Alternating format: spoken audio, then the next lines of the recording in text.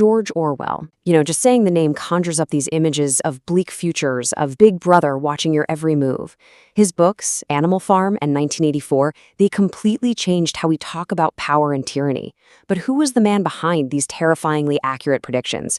Well, to really get his warnings, you first have to understand the man himself and the incredible transformation he went through. See, to understand the writer George Orwell, you first have to meet the man he used to be. On one side, you've got Eric Blair. He's a colonial policeman, a loyal cog in the machine of the British Empire. And on the other side, George Orwell, the literary prophet, the guy who warned us all about where that machine was headed. So the big question is, how in the world does one become the other? The journey from imperial enforcer to its greatest critic is one of the most fascinating stories in literature. And that's exactly the puzzle we're going to piece together today. Okay, so let's rewind. Our story starts not with Orwell, but with a boy named Eric Arthur Blair. He was born in 1903 in India, which was then under British rule. And he wasn't born a rebel, not at all. He was born right into the heart of the system, an upper-middle-class kid, basically groomed to be a part of the imperial machine. I mean, if you just looked at his background, you'd think you had him pegged. His dad was a civil servant in the opium business for the empire. Eric himself lands a scholarship to Eton, which is the school for Britain's ruling class. The path forward seemed totally set in stone. He was going to follow his dad's footsteps and get a nice, respectable job serving the empire. But that predictable, comfortable path?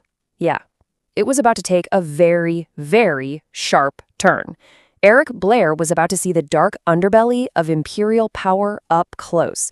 And believe me, it was going to change him forever. And once that change started, it happened fast. In 1922, he joins the police in Burma. Just 5 years later, he's out. He resigns, completely disgusted by the brutality he witnessed. Then, he does something pretty radical. He chooses to live in poverty, washing dishes in Paris, living with the homeless in London. By 1933, with the publication of his first book, Eric Blair is effectively gone, and a new identity emerges, George Orwell.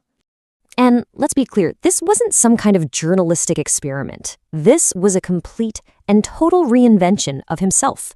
He was actively throwing away the privilege that came with being Eric Blair, because he needed to see the world not from the top down, like an administrator, but from the very bottom up. So if his time as a policeman in Burma opened his eyes, it was the Spanish Civil War that forged his soul. This brutal, messy conflict would be the single most important event of his life. It's where his ideas were tested by fire and hardened into lifelong convictions. So in 1937, he heads to Spain. And on the surface, his reason was pretty simple. Like a lot of idealists at the time, he went to join the fight against General Franco's fascism. It looked like a clear-cut battle between good and evil. But the reality he found on the ground was, well, it was a nightmare. He saw incredible courage, for sure, but he also saw something far more sinister. He watched as the Soviet-backed communists, his supposed allies, started hunting down and killing other left-wing groups on their own side. He saw, with his own eyes, how propaganda could twist the truth, turning heroes into traitors overnight. The real enemy, he learned, wasn't always in the trench across from you. And that experience gave him his life's mission. He later wrote, and this is so important, "Every line of serious work that I have written since 1936 has been written, directly or indirectly, against totalitarianism and for democratic socialism." He knew exactly where he stood. So now, armed with this powerful conviction, Orwell takes all that pain and all that experience and channels it into two of the most powerful political warnings ever written. He's not just a writer anymore. He's a lookout, a sentry, warning us about the threats he knew were just over the horizon. His first big warning shot, funnily enough, didn't seem like a political book at all. It was a fairy tale, as he put it, a simple story about talking animals on a farm. But simmering just beneath that simple surface was a razor-sharp critique of a revolution betrayed. The parallels to the Russian Revolution were impossible to miss. Napoleon, the tyrannical pig, was clearly Joseph Stalin. His rival, Snowball, was Leon Trotsky. The terrifying guard dogs, the secret police. And all the other animals were the hardworking people who were ultimately betrayed. Orwell was basically using a barnyard to show the world the corruption he had seen firsthand in Spain. But his final and most haunting warning came from a place of pure desperation. He was incredibly sick with tuberculosis, writing from a remote, lonely island in Scotland. He basically poured the last ounces of his life into this one final, terrifying vision of the future. And this book, 1984, gave us a whole new vocabulary for oppression, words we still use all the time. Big Brother, the Thought Police, the Ministry of Truth, where history gets rewritten on a whim, and of course, the terrifying Room 101, where your absolute worst fear is used to break your soul. These weren't just made-up ideas. They were the terrifying endgame of the political lies he'd already seen. And here's a wild detail that shows you just how real this was for him.